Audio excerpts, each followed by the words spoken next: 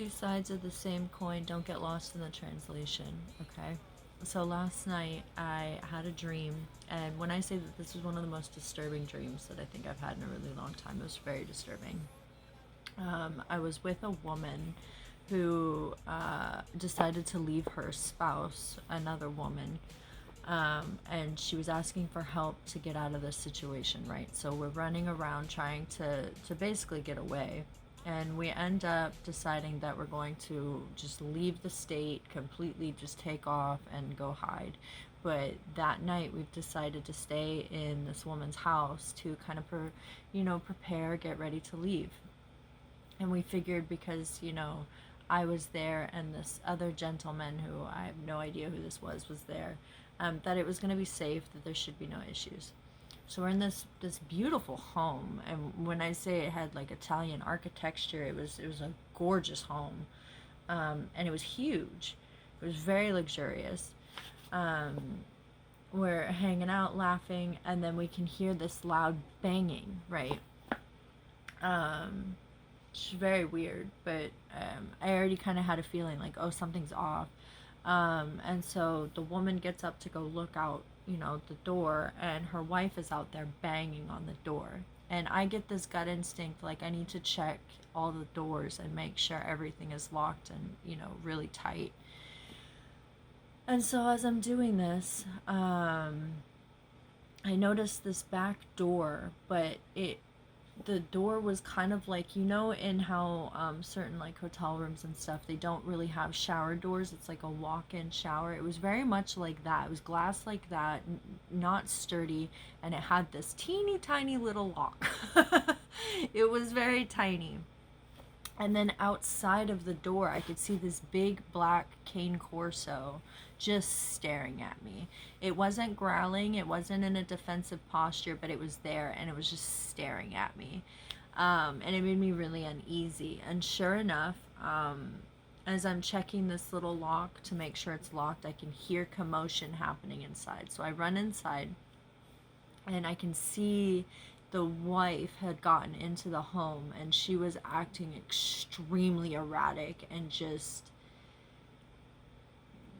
almost like something had taken over her, and she was not okay, and she was kind of muttering to herself, I need to take them out before they can leave. They need to go before they leave. I need to take them out before they leave.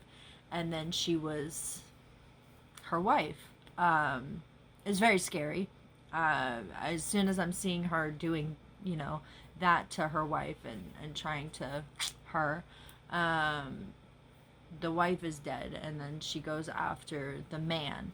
And at this point, I'm like, oh, I gotta get out of here. Normally, I'm very aware of my dreams and very lucid, but this one got to me enough that I was panicking even in my dream, and I don't get scared in nightmares like that. But as I had went to go run back to this glass door so I could leave, my ring had gotten caught on something, and I was struggling to get it off, and I woke myself up. But then as I was waking up, I heard, in this bitch, there's a song by, I think it's the Club Hits, and it goes, I can't even think of it, but it's like, I'm a big dog, they call me Al Pacino, in this, which, so the dog, right, the big cane corso, that represents a silent observer, large, powerful observer that can represent a lingering, looming threat or an ominous sense that trouble is waiting just outside your control, as well as, the fast-moving threat, the right. That is a situation that is escalating faster than anyone can imagine. Someone else's volatile energy will spill over and hurt others. Fear, so the ring getting caught, right? That is a fear of being tied down or delayed by something when you urgently need to protect yourself. And then with the song in this, That is a bold, aggressive, energetic statement. Violent, volatile entity asserting dominance inside a space that was actively trying to be locked down and, trying to escape from this this energy. The big dog is an assertion of dominant, unchecked territorial authority. The aggressive, chaotic force, the wife, and the silent imposing of the watcher, the cane corso, is an archetype of someone attempting complete control over a space. And then with the Al Capone, that is a ruthless, untraceable. He got caught in the end. He went to prison. Enforcer or head criminal figure, someone operating outside the law and uses extreme violence to eliminate witnesses, eliminate them so they can't talk, right? And takes what they want through force. In this, right, it's a direct declaration of invasion and a claim of a territory. It signifies that the threat is no longer outside the perimeter. It is breaching the doors, crossing the threshold, and is actively occupying that space that we were once trying to secure. The energy that we need to be giving right now is LMFAO. Okay. And then refusing to back down to it, right? Laugh and refuse to be pushed into fear. Stand up, defend yourself, your space, and rebuke this nonsense. Stop rolling over and playing dead. At this point, the energy is trying to force confrontation, right? And then as I was reflecting on it, I came up, the thought, right, popped into my head of egregore. But I think on the scale that we're at, it is turned into a very technological egregore type of thing, right? Between social media, the things we are seeing in government right now, it is becoming its own autonomous energetic field that is created and sustained by linking mental, emotional states of groups of people. It feeds and fuels through strong, high arousal, negative emotions, moral indignation, hatred, and panic. That is all needed to maintain momentum. Modern media cycles and social media algorithms function similarly to an attention economic metabolic engine. So whether it's old world language, esoteric language versus modern media and digital feed language, two sides of the same coin. Don't get lost in translation, right?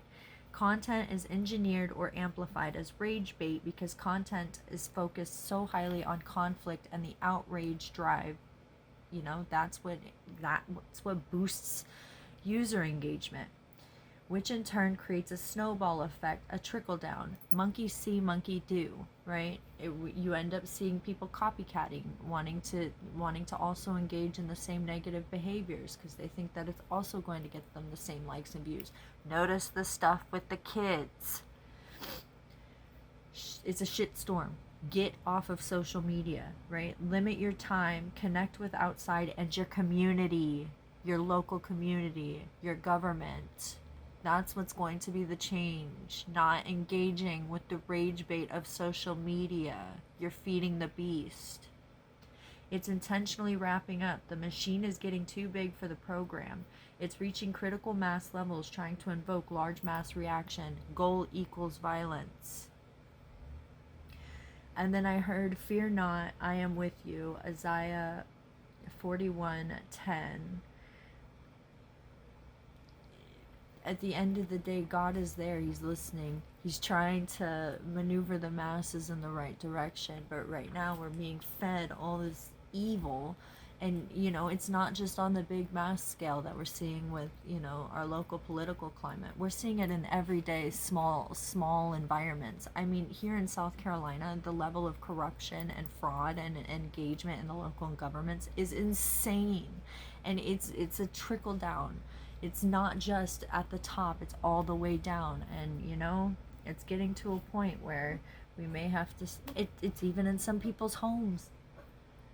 He's dry heaving. It's time to cut the head off the snake. Are you okay?